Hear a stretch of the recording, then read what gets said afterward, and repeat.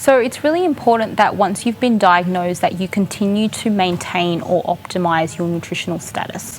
And it becomes particularly important when you're going through treatment as well, so whether it be surgery or chemotherapy or immunotherapy. So making sure that we're getting enough nutrition, particularly in the forms of calories and protein, just so that we can deal with side effects such as fatigue, nausea, vomiting, but also to help the body heal and recover properly. It's also important to continue eating a variety of foods from all the core food groups as well, so that you're getting all the vitamins and minerals that your body needs. If you're unable to meet your nutritional requirements just through food alone, a dietitian may recommend that you consume things like oral nutrition supplements, which we will discuss further in future questions, but also fortifying your food as well with high energy and high protein ingredients, such as things like oils or butter or milk or even skim milk powder. So in terms of with fluid intake, it will vary between person to person, depending on their age, their gender, their weight, and any pre-existing comorbidities.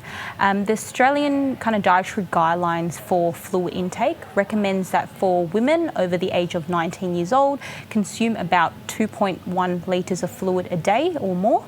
And then for men over the ages of 19 years old, the recommendation is 2.6 litres of fluid a day. So in terms of foods irritating the bladder and should be avoided, so there's no particular foods per se. We generally only recommend that patients avoid foods if they're allergic or intolerant to it. As per the healthy eating dietary guidelines, we recommend that things like alcohol and smoking, trying to limit that as much as possible, but also contaminated water with arsenic. So studies have found that water polluted with arsenic can increase risk of bladder cancer, but luckily here in Sydney, our Sydney water system is regulated and monitored quite carefully, so we don't really have that risk.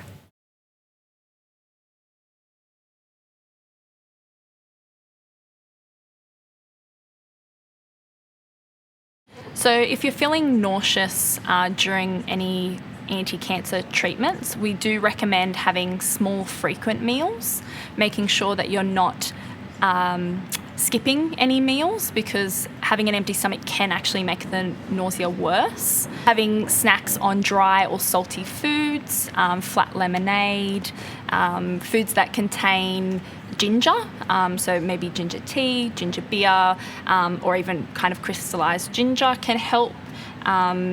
Avoiding cooking or the area where food is being cooked, as that can sometimes exacerbate the nausea, and avoiding high fat or spicy foods. The other thing to be mindful of is making sure that your doctor's prescribed an antiemetic or an anti-nausea medication. We recommend taking this about 30 minutes before meals. That lets it settle your stomach and hopefully make you be able to eat a little bit more. If you find that the medication's actually not that effective in relieving your nausea, then definitely talk to your doctor about maybe changing the dosage or changing the brand or type of medication to something that might be a bit more effective for you.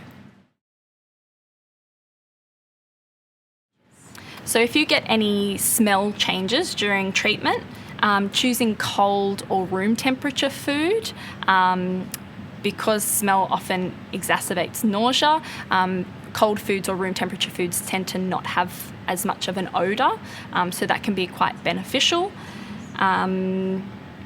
And also avoiding areas where food is prepared, again for excessive smells. And ensuring that you have good oral hygiene. Our mouths and noses are connected, so making sure that you're brushing your teeth, using mouthwashes and things can also help with smells. In regards to taste changes, it's a very common symptom through chemotherapy especially. If you find that food is bland or less intense, incorporating more seasonings such as salt, pepper, herbs, spices can help ramp up the flavour a little bit so that you can hopefully be able to taste something. On the other hand, if you have sensitivity to those types of seasonings, having more bland foods and reducing the seasoning can help. It's important to keep in mind that any kind of smell or taste changes that you do experience do resolve it can take a little while post-treatment for those things to resolve, but often patients feel like this is how it's going to be forever, and that's very rarely the case. So keeping in mind that it will get better, but you do need to kind of push through that process and make sure that you're still eating well. So if you experience any swallowing difficulties during treatment, adding moisture to your food, so sauces, or making sure that the food you are eating is not dry, can definitely help, particularly if you have an already dry mouth. So definitely adding lots of sauces and more softer foods. If pain is the reason behind the difficulty, making sure that you are on an appropriate pain regimen with your doctor and that you're following that as per your doctor's instructions, because that can then assist in managing the pain so that you're then able to eat a little bit more. If you are coughing or choking on any foods or drinks, then definitely discuss with your doctor about seeing a speech pathologist who can assess your swallow and see what type of diet might be more appropriate for you. So if you're having diarrhea, the most important thing to remember and make sure is that you're fully hydrated and that you don't get dehydrated, because that can lead to hospital admissions.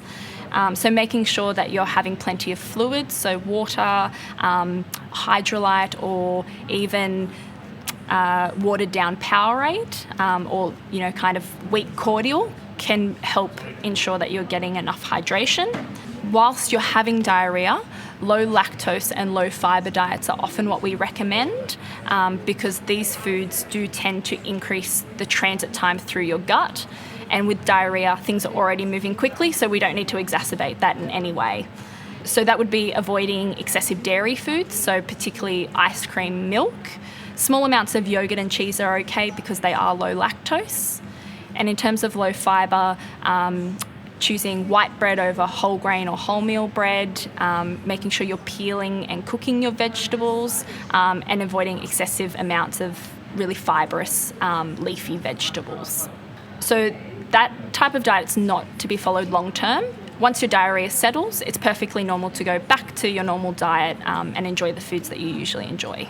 So if you have a poor appetite and don't feel hungry, this is very common. It's probably the most common symptom that we get with chemotherapy. It's important to think about food as a fuel source for your body, or even as medicine. Despite not feeling hungry, it's still really important that you are eating enough to maintain a healthy weight. Some strategies to help are eating by the clock. So rather than waiting for your hunger to stimulate you to eat, you think it's 9 o'clock, it's time for breakfast, or it's 12 o'clock, it's time for lunch, to help keep your body in the rhythm of having regular meals and snacks. Serve small portion sizes. Large portions can be quite overwhelming, particularly when you're not hungry, and you can feel quite defeated before you even start. You can always remember that you can always have seconds if you'd like. Always having pre-prepared meals or snacks on hand. The easier you can make it for yourself, the better, and more likely you are to kind of, achieve regular meals and snacks. If you have to prepare something each time, sometimes that amount of effort can be a deterrent to actually have something to eat, whereas a tub of yogurt that might be in the fridge that you can just open and eat is nice and easy. Separating fluids from meals, so making sure that you're having drinks in between meals, not with your meals. We don't want to fill up on water or other things and leave no room for food. Doing some gentle exercise can help stimulate your appetite. And if you do have times where you do feel hungry, even if it's in the middle of the night for some patients, taking that opportunity and kind of running with it, but not solely relying on that to instigate you eating. So if you are immunocompromised, or as we call sometimes neutropenic, which refers to your neutrophils are a type of white blood cell and one of the things that we monitor to see how your immune is functioning, Food safety is very important, particularly if you have a low immune system. You are more at risk of developing food poisoning, catching a cold, picking up things from other people. So making sure you're washing your hands, any utensils, chopping boards, all that type of stuff. Making sure you're cooking foods really well. So meat should be cooked all the way through, same with fish or eggs. Making sure they're stored properly. So things should be in the fridge or in the freezer, not left out on the bench for extended periods of time. Eating out can be riskier during this time when your immune system is low, because you don't know who has prepared it, when they prepared it, how they've stored it. So just be really mindful if you are eating out. We always recommend to avoid any bain-marie, buffet style food court pre-prepared meals like sandwiches and salads, because they are one of the higher risk foods. But in general, it's similar to a diet that a pregnant woman would follow. So being mindful of those soft cheeses, blue cheeses, rock melon, anything that contains raw eggs, raw seafood, and leftover rice tends to be a big culprit as well. So the main thing is worrying about the preparation and handling, but there are some higher risk foods. But most people tend to be aware of, a pregnancy style diet. So during treatment, whether it be surgery, chemotherapy, immunotherapy, and post-treatment for healing and recovery, your body will require increased nutritional requirements, particularly in the forms of calories and protein.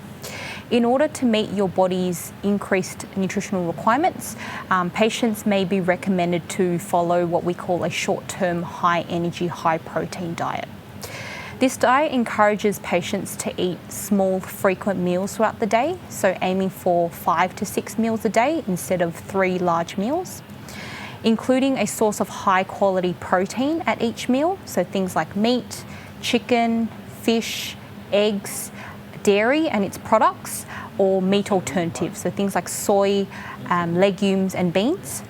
Fortifying or adding additional calories into your food, so using things like oils, butter, cream, skim milk powder. Sometimes we get patients to add things like honey and sugar as well to boost the calories of the food, but we just have to be mindful for patients who have diabetes, because then we'll also have to monitor their blood sugar levels. We also advise patients to avoid consuming nutritionally poor foods, so things like tea, coffee, soft drinks that may fill the patient up but not necessarily give much nutrition back. And lastly, it may also include the use of oral nutrition supplements, so things like Sustagen or Ensure, or supplement puddings, so things like Forte cream, to get those extra calories and protein into their diet. So enteral feeding may be indicated for patients who are unable to eat anything orally or in sufficient amounts, so due to things like poor appetite or nausea and vomiting. Enteral feeding refers to feeding straight into the GI tract via a tube. The most common route for enteral feeding is via a nasogastric tube. So the tube is inserted into the nostril and then the tip of the tube ends into the stomach. A liquid nutrition formula is then administered through the tube and into the patient's stomach, and this is usually prescribed by a dietitian or in some cases a medical professional. They come in different volumes and in concentrations, so depending on the patient's nutritional requirements, each patient's enteral feeding formula regime will vary.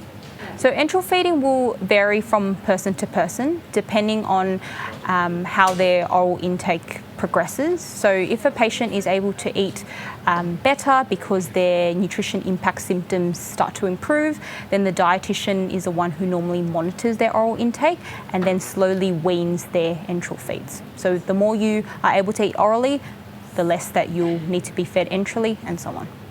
So TPN stands for total parenteral nutrition, and this is a form of nutrition that bypasses the gastrointestinal tract. The nutrition formula is given intravenously or into the vein or into the bloodstream to provide the patient with their complete nutritional needs. It's usually composed of glucose, amino acids, lipids or fats, and also vitamins and minerals as well. In terms of when it's used, it is used when the patient's gut is not functioning, potentially due to something called an ileus, so a obstruction, or when the gut's not working properly. And it's also indicated when a patient is unable to meet their nutritional requirements via oral or enteral routes. In terms of how long TPN normally goes on for, again, similar to enteral nutrition, it will vary between patient to patient. TPN will generally be weaned when a patient passes wind and has a bowel motion, which indicates that their gut is functioning again. It will also be weaned as well if the patient is able to eat closer towards their nutritional requirements. So some patients have TPN and oral intake at the same time. In those cases, they might just need the extra TPN because they might not tolerate like an enteral feeding tube, for example, and so they just need that supplemental TPN to give them their nutrition. So an ileus is a medical term for a lack of movement somewhere in the intestines that leads to a buildup or potential blockage of food material. An ileus can also cause a obstruction as well. This means that no food material, gas or liquid can pass through. It can occur as a side effect after surgery, and some of the symptoms of an ileus include abdominal distension or bloating, nausea, vomiting, and the absence of any bowel motions.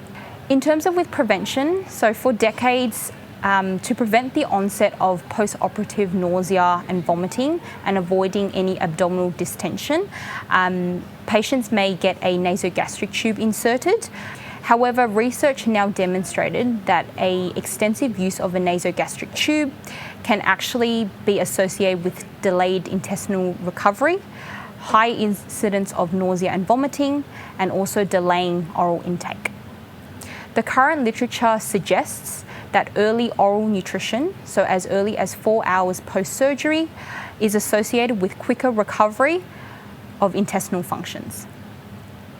There has also been some interest in using chewing gum to assist in the prevention of a post-operative ileus. It's a safe and economical method to stimulate the movement in the intestines and would allow a reduction in the time of the first passing of wind and also passing a bowel motion. However, it may not be suitable for all patients, so all patients will need to be assessed whether or not that they can swallow properly or whether they are alert enough to have the chewing gum. Dietitians are university-trained health professionals who provide individualised evidence-based advice to help you meet your nutritional needs and also your nutritional goals. Particularly during treatment, your body will require additional nutrition compared to someone who hasn't gone through treatment. This can be very different from person to person, depending on their weight, their age, any comorbidities, if you're under or overweight. So it's really important that we do consult with the dietitian so that you get that individualised advice. Dietitians also focus on managing any potential side effects as well and providing you with suitable and appropriate strategies to help deal with those side effects. We also provide advice to help you adjust your intake depending on your body's needs and also to help you suit your lifestyle as well.